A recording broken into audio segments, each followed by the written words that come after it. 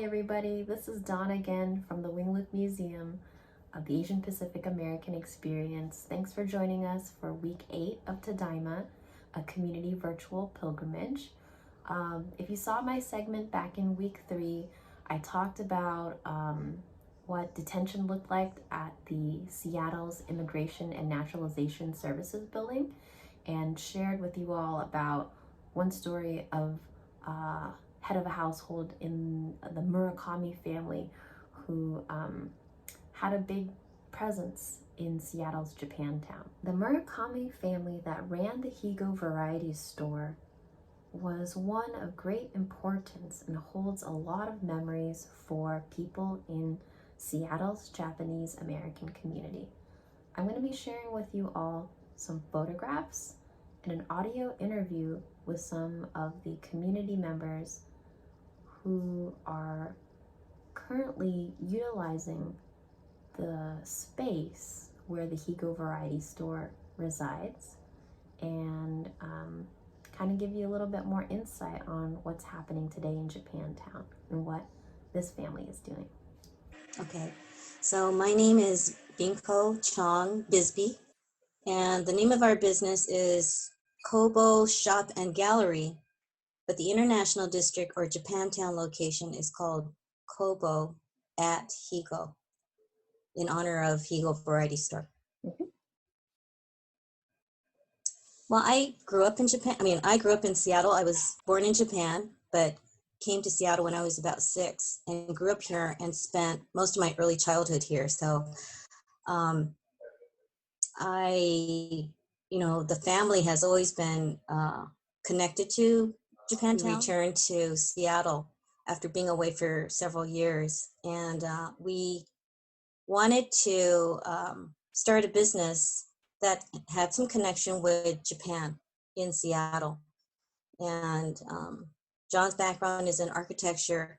I've always been interested in folk arts and crafts. My mother collected a lot of folk craft when she was living in Japan. And we had an opportunity to start something, a very small store on Capitol Hill. This was in 1995. And we ran that business for 5 years until 2004. A friend, Terry Takeuchi, who also knew Paul Murakami, told me that Higo Variety Store was closing.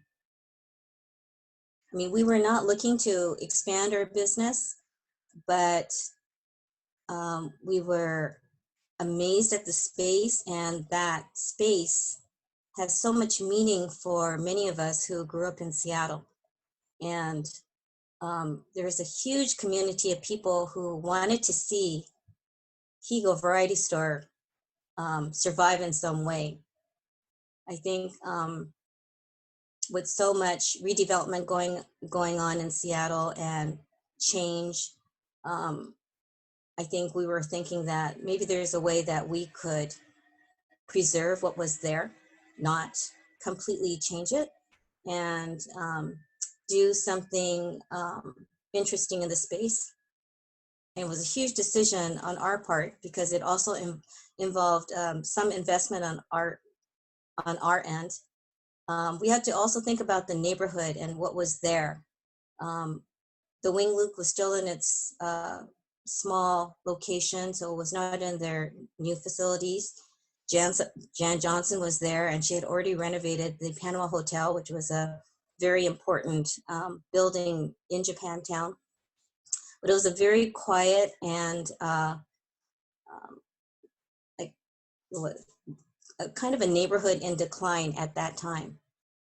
In spite of seeing some of the downside, we also saw the possibilities and the excitement of joining Jan Johnson, the Wingloop Museum, and some other like Wajimaya to kind of revitalize that neighborhood.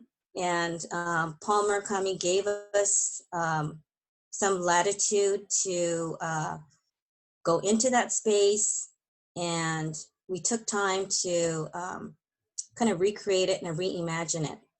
So one of the first things we did was we didn't want to completely whitewash the interior and make it brand new. We did put a fresh coat of paint on it, and we had many community members, family members. Paul Murakami's family also came and helped us, many of his friends, to basically refurbish a lot of the cabinetry and counter space, glass cabinetry that the Murakamis had used in their old business. So that was a very exciting part of our project, was to kind of reuse and refurbish what was already there, without changing the flavor of that space. So you still see the old fluorescent lights. You see the old linoleum flooring. Some of it is still, you'll see pieces that have broken off, but that all adds to the flavor. I think many of us who grew up in Seattle, and have a connection to Japantown and the International District, remember Masa and Aya, who were the last two sisters who were the proprietors of Higo Variety Store. So they ran that, after their brother and mother passed away. And everyone has stories about going into the shop, and it had the smell of mothballs, because that's also something that they sold. But sometimes you had to be careful, because it also permeated some of the food stuff that they sold, like some of the candy, if it were next to it, or some of the senbei, the Japanese rice crackers, if it was displayed next to it, then, and you ate it, then you can kind of taste a little bit of that. So that was kind of funny. I think we were given this really wonderful, unique opportunity to use this space, so honored by the community. And, I think John and I tried to think about what could we do to help the neighborhood, rebuild itself and celebrate it in a new way. And I think, over the last, I can't believe that we've been there for so many years, since, yeah, it's been like 15 years. It's amazing. Um,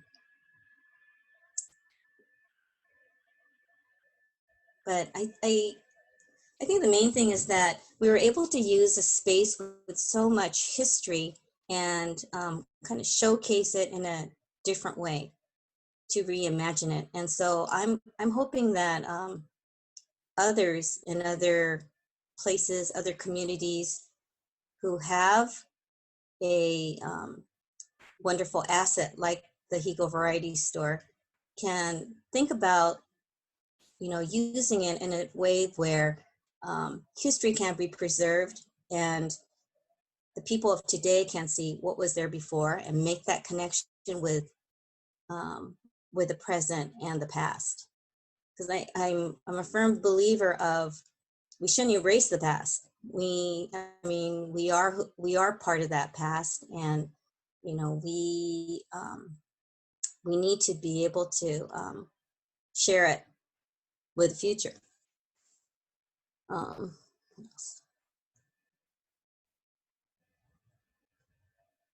I think what's one of the things that we have done in reimagining is in that space is that someone can come into Higo Variety Store today and have some sense of what was there before. And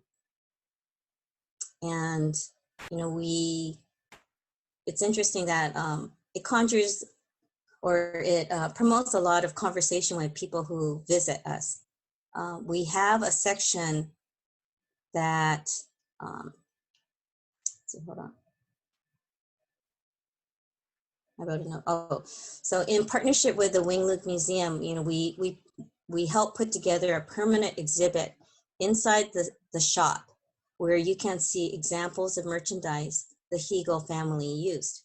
So we have on display things like hats from the 1930s to Japanese made dishes, old toys, cash registers, old adding machines. And so people who come and visit can still see this and experience the history.